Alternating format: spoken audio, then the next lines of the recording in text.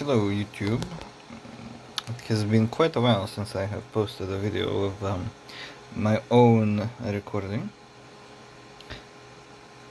Now, this is the latest project that I've been working on, a repair of this actually kinda good but actually kinda trash welding machine. It is named Zika, like African virus.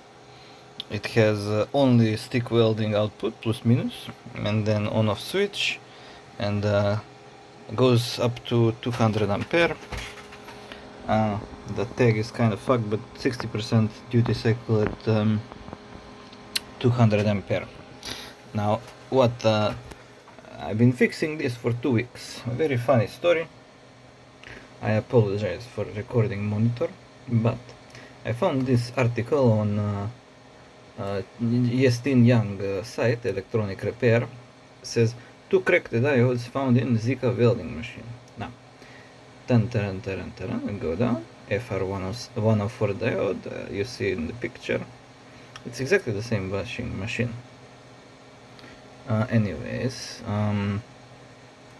So yes, so he replaces the diodes, and then he gets 121 volts on the output. And thank you very much to this man, Validri Shwami, wherever he is from, doesn't matter. Now, what the main point of this video is. Excuse for the video. I see the 2 diodes he replaced are right here. Same position, same device, same everything. They should be right here. You can see the marking on the silk screen. Now, this resistor goes in series with them, but this is not the factory resistor. This is a Yugoslavian resistor. Of course, the original one was cracked. Maybe it had some shorting internally at high voltage. I don't know. It was kinda sus. I replaced that. These 2 diodes were shorted, and I replaced them, and then they still blew. Why did they still blow?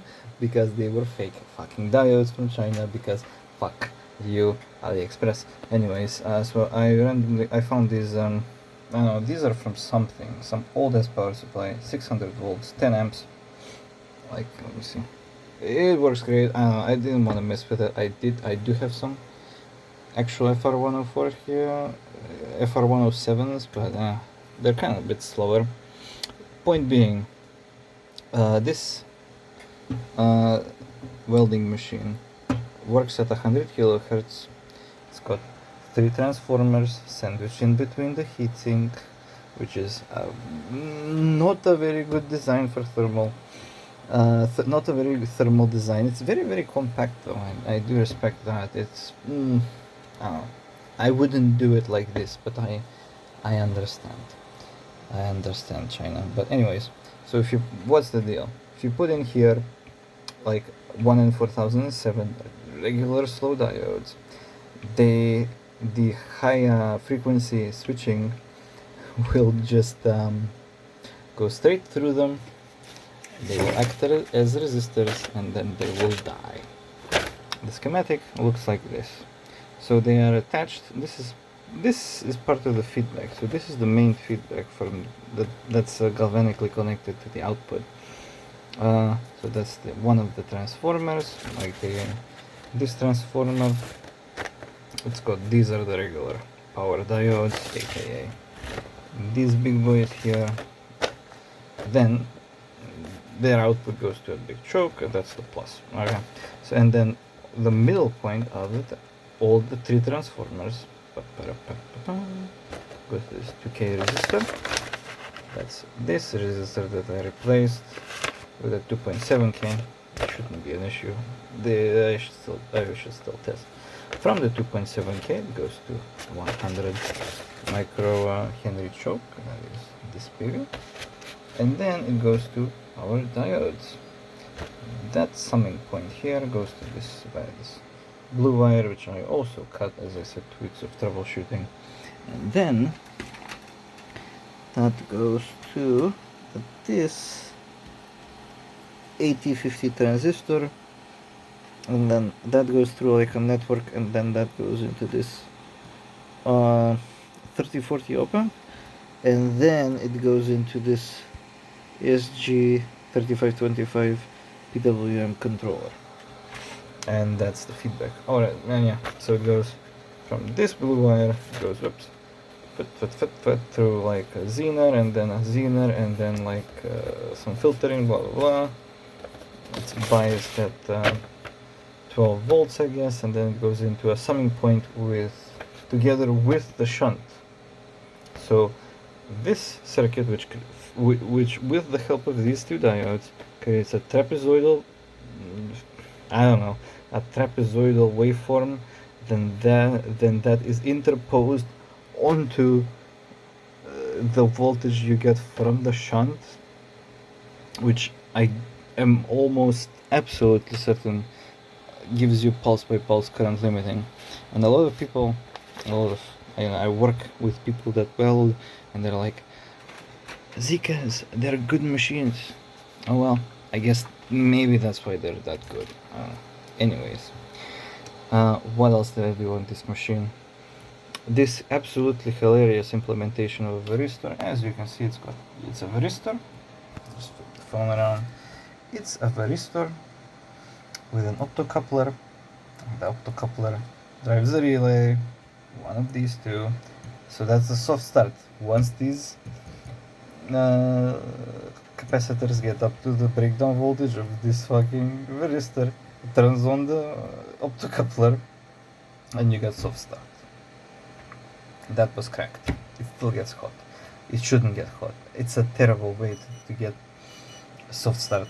I apologize about that. That's my classic fucking drill battery that's charged. Anyways, what else did I replace?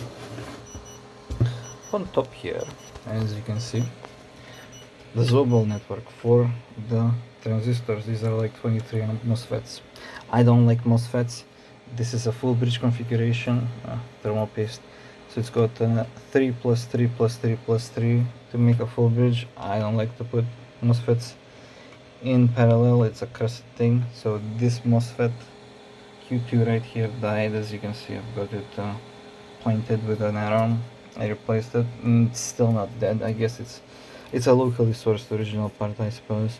This device has full galvanic isolation from the primary to the secondary. The secondary is measured with a shunt and not with a transformer, which I guess is a thing. It's fine. These 2 kV capacitors, 470 puff of 2 kV, were also cracked. Not sure why. Most likely because this is from the Struga region, so they live literally near a lake. Must be high heat combined with moisture. There, that's the word. Moisture. And what else? Placed the thermal paste, but it did really give me a spin around because I put in a normal diode. It short circuits. I put in my quote-unquote fake but original FR107s, FR104s, they die. I measured the current, it's fine. They shouldn't die. I put it into a Fallstadt simulator, it's fine. But real life is not a sim. Other than that, I think that is everything. If you ever need to work on one of these machines, the outline basically is, it's got like 2 relays. I think one is, not sure what the fuck both of them do. Honestly, I don't really, never bothered. This is a 300 volt power DC volt thingy, then that goes into here. This is the main 24 volt switching power supply. This is a 5 volt regulator, and then a 12 volt regulator, or vice versa. As I said, it's got only 2 chips. There is literally nothing to this. You can just attach the oscilloscope probes right, sorry for the focus, right here, measure the frequency. It should be oscillating like 50%, 100 kilohertz, or whatever is set by these. Not sure. Should be like this one and this one. Okay, so sorry for the interruption. That's 300 volts. This one is the relay that gets switched through here. This is this connector is for the feedback between the output and the control part. You've got the connector for the front display, and absolutely hilariously, which I've not seen on any other schematic before, this is a stereo potentiometer, so it's a dual 1K potentiometer.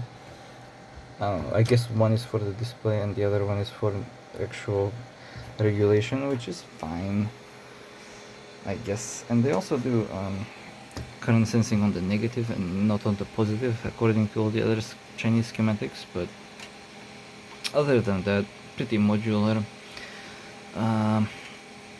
If you need to, if you want to get the top board away from the bottom board, all you have to do is just undo these screws here, take out this stuff, and then these wires, this connector on the other end, they're just soldered in directly to the primary of the transformers on the bottom. The transformers are on the bottom. You undo this when you undo this connector, you can just separate this board from this board with the heatsink. The heatsink is not mounted, these are like plastic standoffs. So yeah, and then I think I had also a cold solder joint right next to these offending diodes. One of the big ones was desoldered. I replaced these 4 little itsy bitsy capacitors in this overall network, and then Q2 died for some reason. Not sure why. It can suck my dick. I replaced it. It's not dead now. That's it. Thank you for watching. I should make some videos on this device, which is the keyboard replacement for this calibrator, and then the meter upgrade for my constant current load, and then I have a battery charger discharger, a whole thing that I made DIY'd, but autumn potom, as they say. Anyways, thank you for watching, and I hope this will help you in case you need to fix one of these hellish devices. But I guess they weld good. I never welded in my life. Why weld when you have welder? Thank you for watching. Goodbye.